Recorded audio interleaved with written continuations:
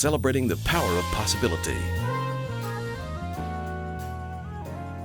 I'm Dr. Jody Griffin, and I believe anything is possible.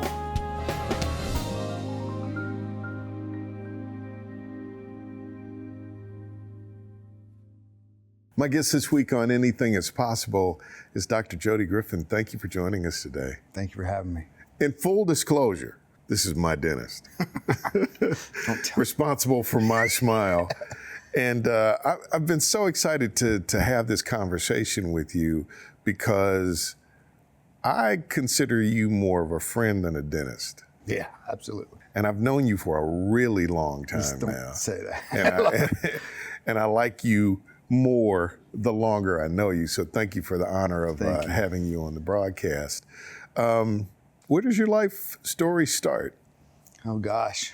I was born in '72 right here in Knoxville and raised by a single mom, public school system, and, kind of learned what it meant to work hard, try hard. What was that like? Lonely in some areas, but God always put men in my life, whether it be coaches or friends' dads. So there was always a male figure. I didn't even realize it, that I was being mentored, It was trying. I mean, I know what it's like to go without, to come home and the lights not be on, or to have to move in a hurry, And so, yeah, I mean, I think that was the thing that when I first met you, that it was almost like, we'll get to the dentistry. How are you? Yeah. Right? You were so people focused, and I could feel your heart. I tell people this all the time. I was really wussing out about whatever was going on. Right. And you looked at me and you said, literally, you said, "Dude, I got you." Dude, I think I did say, dude, I got you. And I never had a dentist say to me, "Dude, I got you." But right. I think the thing that I loved more than anything else was you had time to say. It wasn't clinical. It wasn't just, we're going to do blah, blah, blah, whatever that was. Right. There was none of that. It was like, how are you? Mm-hmm. Right? And I'm like, wait a minute, that's a different. And then as I spent more time around you and the principles at your practice, this was in the DNA of the way you go about life and work. And normally when I found people that have that type of compassion, it's because they have had some incredible life experiences where either they received or needed compassion. Absolutely, yeah. So that's why I ask about the beginning of your life, because it sounds like it might have been really painful and people extended compassion to you. Oh, completely. Yeah, I think, nobody cares how much you know until they know you care. And I believe that to be true. Some of our best physicians and dentists, clinicians in the world, they lack that compassion. They're so into their craft. And I think taking care of folks and their relationship, the humanity of our transaction when it's relational is much better. It's richer. Trust is built. Trust is earned, but then it's built by saying, I got you, man, I do. Because at the end of the day, that's what I want. I want to have you, right? I want to be able to take care of you. As a healthcare provider, that's our ultimate goal, is to take care of folks. So you grow up single mom and you have a hard upbringing. Right. It was tough. Yeah. Where'd you go to high school? I went to Cedar Bluff Elementary School and then went to Bearden High School. Really because my mom went to Bearden, honestly. I was supposed to go to Farragut, but the crowd I was kind of running in, my mom knew that wasn't good for me. And so she made me go to Bearden, and I did not want to go. Got involved with Young Life Ministry and a few other things. Still was a little wild around the collar, but the public school system was good for me. Did you know you wanted to be a dentist? I did. I wanted to be a dentist when I was 12. Why? Honestly, for the wrong reasons, all of the wrong reasons. I went to an orthodontist, and there were 20 or so really attractive young ladies. I'm I'm young, and this particular guy was very wealthy financially, and so my goal was to have BMWs and live on the lake, and that's really why I went. I went to dental school to be an orthodontist, and when I got there, I realized there was a whole lot more to it, and money wasn't everything, and taking care of folks was. And of course, there's lots of things that happened throughout my life that helped me with that, but watching God's providence and kind of navigating me the way He did made a lot more sense. So you finished Bearden High School, and then what? From Bearden, I went to UT Knoxville. Was going to go to Alabama, and my grandmother asked me out at Thanksgiving dinner. She said, "You're going to Alabama?" I said, "Yes, ma'am." She said, "Well, you're cut off." So I went to Tennessee, and glad that I did. We grew up orange and white. I mean, right in the shadows of Nayland, right? So it was natural to go there. I went to UT, was in a fraternity, had a lot of fun, really enjoyed my undergraduate time. It was the Peyton Manning years around that time. So it was a good time to be involved, but it was close enough to home, because my mom, being a single mom, we were tight. And so being closer to home, I think, was better for both of us. Possibility powered by Covenant Health, Home Federal, and the Knoxville News Sentinel. Now you can listen while you're on the go with Anything is Possible, the podcast.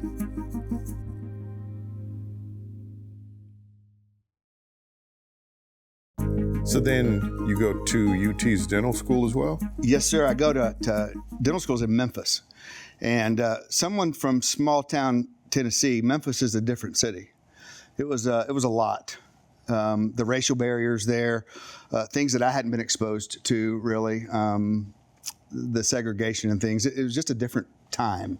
But it was extremely interesting. The culture is very interesting. I mean, the food alone, I learned how to eat in Memphis, but it was a great experience. I got to really work with people that didn't look like me for the first time as doctors. What was that like teaching for you?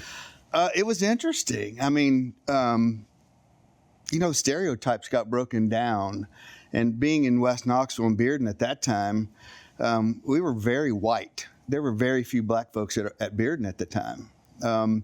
One of the schools had closed. I forget what school, maybe Rule, maybe they closed. And so I was leaving Bearden kind of as that was happening. And so the racial tension was starting, but I was kind of oblivious to it. And when I got to Memphis, I felt it, but I was not really into it. Like, I didn't get it. So I was kind of naive, which is probably a blessing for me, honestly, to not have some of those preconceived notions. But if it wasn't for some of those folks that I worked with in Memphis, I wouldn't be here. I mean, they helped me navigate dental school. They helped me navigate the city and really be smart but to appreciate different. So you finish dental school and decide to come back here. Right. Why? Well, Mom, I would imagine. Yeah, I mean, my mom, my family's here. At that time, my grandmother and grandfather still lived here. Knoxville was where I wanted to raise a family. I just love Knoxville. It's accessible geographically, but also demographically. It's changed a lot since when I grew up. But I just love it. I mean, it really has a small town feel to it. And there's a lot of opportunity in Knoxville. I mean, I've never heard the word no here. I mean, there's just it seems like it's a very willing area. Status-wise, West Knoxville can be tough. But what do you mean? What do you mean? I think socioeconomically, I think a lot of keeping up with the Joneses, which I very much fell into for a short period of my life. Big house, fancy car, all the things. And you realize at the end of the day that those are empty and don't matter. And unfortunately, ruined my first marriage. And so, again, Knoxville kept saying yes to me, even through all of that. And my kids were raised here. I've got 4 wonderful kids, and I think Knoxville was a great place to raise them. I think they would say the same. I hope, anyway. But it was just a lot of opportunity here. I love Knoxville. It's comfortable. There's so many people that aren't from Knoxville that live in Knoxville that I think's neat. You get to meet some people from different places, and that's fun.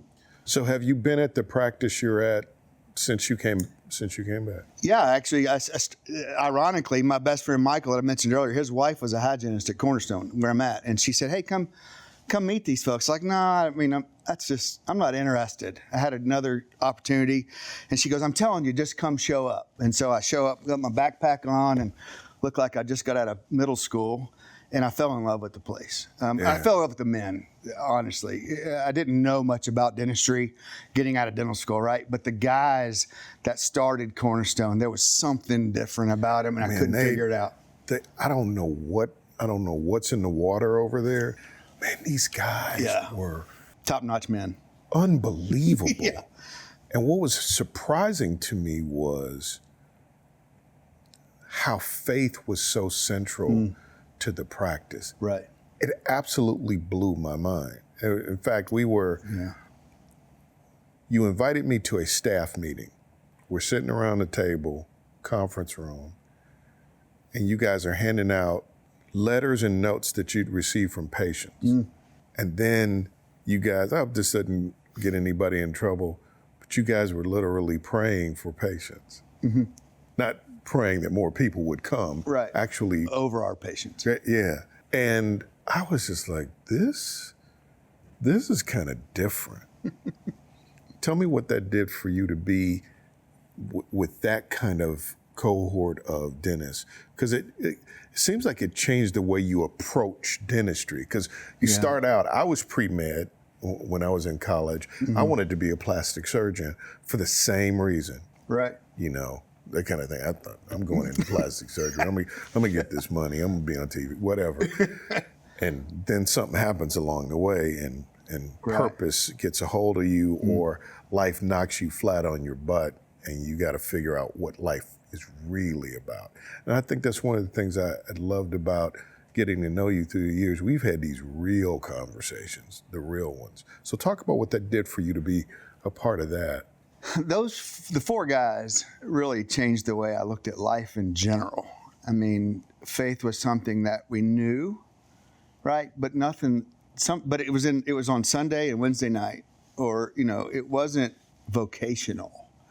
I didn't see dentistry as being a means to ministry, but that's absolutely what it was. And Dr. McKinney was so impactful. He had a picture in his Bible of a lady that had really bad teeth, and he had restored them. And he made a comment. He said, we get to be part of putting the kingdom back together, restoring the fall one smile at a time. And I was like, wait a minute. What? Yeah. But it clicked. Like, we get to take care of folks. We give them their self-esteem back. We get rid of pain. We get rid of whatever is inhibiting them from being the person that God created them to be. And that really changed, because you got to remember, at that time, it was extreme makeover time when I came out of school. So it was all about vanity, right? Massive amounts of vanity. And we were afforded an opportunity to do a lot of it. But that wasn't our core of who we were. Like, taking care of vanity is one thing, and it's a good thing. I'm not knocking it, but that can't be my sole purpose, because people show up in pain, self-esteem. It was so many underlying things. It wasn't just about vanity. Most people don't even realize that. Vanity's on the outside, but it's often exposing something on the inside. And that's what those guys helped me understand and see, is there's a human being in there. And if you can get to the core of who that person is, then you can really help them. Yes, the teeth might be your avenue, but it's going to be bigger in a way that you will really, honestly, I didn't understand. And still some days I'm blown away by it. Like, some of the letters we get that we shared with you, it's fascinating to me what people say and how appreciative they are, but how their life was changed.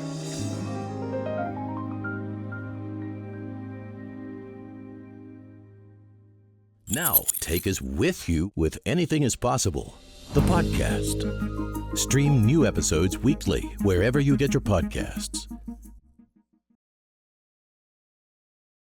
You get in your groove, you get in your bag, and you start blowing and going. And I remember some of the other older dentists saying, he's our rock star. He's a franchise player.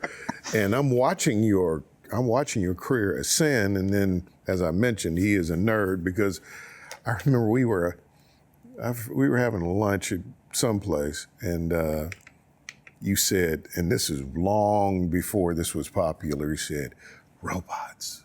I'm studying robots. Yeah. I said, what? No, robots are going to change everything. Right. I'm studying. I'm like, robots? Yeah, I'm getting a robot. We're doing robots. Nobody's doing robots. I'm going to do robots. Before I know it, you're doing robotic surgery. One of the first, I think, in our region to do it. First in Tennessee. I was like 37th in the country. Who's counting? Right? So you were one of the first, and you were so excited. And every time I was around you, you are always excited to be learning something new. Where'd that part of you come from? This part of you that always wants to, and it wasn't just learning for learning's sake. You were doing it with an eye toward how you could better serve the customer. Yeah. Some of it's my ADHD. Like I'm constantly, right? I don't sit still or I go to sleep. So I'm constantly pushing the envelope, constantly working, on my brain, just trying to get smarter. And I was actually reading an engineering journal, and robotics was the topic. And this was before it had actually been released. And so I just called the company out of the blue and said, hey, I want one. And like, well, it doesn't work that way. You can't just buy one. I was like, well, I'm going to buy one. So they sent the owner of the company, the guy that created it, to Knoxville, and we met for, a long time. And I knew it was going to be early. I knew adopting the technology early would have a lot of bumps and bruises, and it's tough introducing new technology. But that was even the more exciting part, is I can come into this company and help them put use to it. And you've got great, smart engineers that have never had their hands in the mouth. So I can help bridge that. And so that became really exciting for me, is learning really about how robotics works, how we can take that to the mouth. And then honestly, how can I get other dentists? I sold one, helped them, I didn't sell it, but a mile from me, and he's doing fantastic with it. So that's really at my core, is how can the patient experience and the patient outcome be better? How can we make surgery for dentists better for us? Because physically it's better. It keeps me in a better position. I mean, you've seen dentists hunched over, and so ergonomically it'll extend my career, which means it'll extend all dentists' career who choose to use it. And technology, it isn't always better, but if it helps the patient get better outcomes, then it's worth it. And so I think, and there's all sorts of different robotics. There's suggestive robotics, haptic guidance, and truly guided. There's, AI, which is a whole different animal that's coming down the road. But to truly have the dentist still in control, it doesn't make a bad surgeon a good surgeon. It just increases, right? It just makes them better.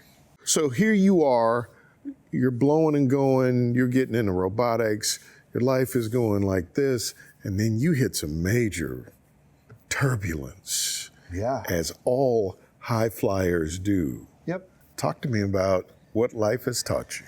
Oh, well, one, life has taught me not to stop, and that there's always hope. And for a period of time, I didn't believe that. When my first marriage was ending, it feels like your world is ending. And you're looking at your children, and everything says divorce. No matter where you are, what you're doing, it speaks to it. You think you're the center of attention. You think everybody's staring at you, and it's very challenging. And every boat leaves a wake on the river. And sometimes it's a good wake and sometimes it's a bad wake. And so initially, divorce was a really hard wake. I don't wish it on anyone, but God is a God of second chances and redemption and renewal and restoration and all of those things. And I think I learned one is to not stop. Like, don't stop living life. And I think divorce puts a lot of people in a box. They're afraid to go to church again. They're afraid to go whatever. And then also to peel back the onion and really, what's going on in here? What led to the divorce? What was my role in it? How can I prevent that? Moving forward, how do I deal with it? And thankfully, my wife, Lindsay, has really held a mirror up to me and said, look. She loved you back to life. She loved me back to life. And it took, people say, you met your match with that one. And that's true. She very much has held me accountable to processing my feelings, getting to understand my past, Surrounding myself with men, Clark Stevens, for example, my counselor, who's really helped me look at things differently from a biblical standpoint. I'm not sure, especially people who are in the business of caring for other people, I'm not sure that you can have certain levels of compassion without brokenness. I agree. Let me give you an example. My brother is in hospice in Georgia. I'm going down every day, every other day. I'm going to Georgia, spending the night with my brother, driving back, doing my radio show, and finally he dies. I come to your office. I remember you praying for me, and then I remember the technician that was working with me bringing me a blanket. You need a nap. You hadn't slept in days. I don't know if you would be that kind of dentist without pain in your personal life, because you know it when you smell it. Yeah. Right? Yeah. I think using Does our that make pain. sense? Yeah, absolutely. I think we're taught to shove our pain down deep inside and to not talk about it, especially as men, right? Right. We're tough. But that will kill you. The stress will kill you. And when I can offer you a blanket or a snap or whatever it is, that's me giving, and that's how you deal with it. Like, that's how I dealt with the pain, was taking care of other people. But you can take that too far. In fact, after the divorce, I wanted to make sure all my kids were happy. Everybody was happy. And so I didn't take care of myself. That's where Lindsay stepped in. You got to take care of yourself. And God said, literally woke me up in the morning, and one morning at 5 a.m, you've forgiven everybody but yourself. And forgiving myself for all the things that I had done and my role in it was huge. Scripture says, love others as yourself.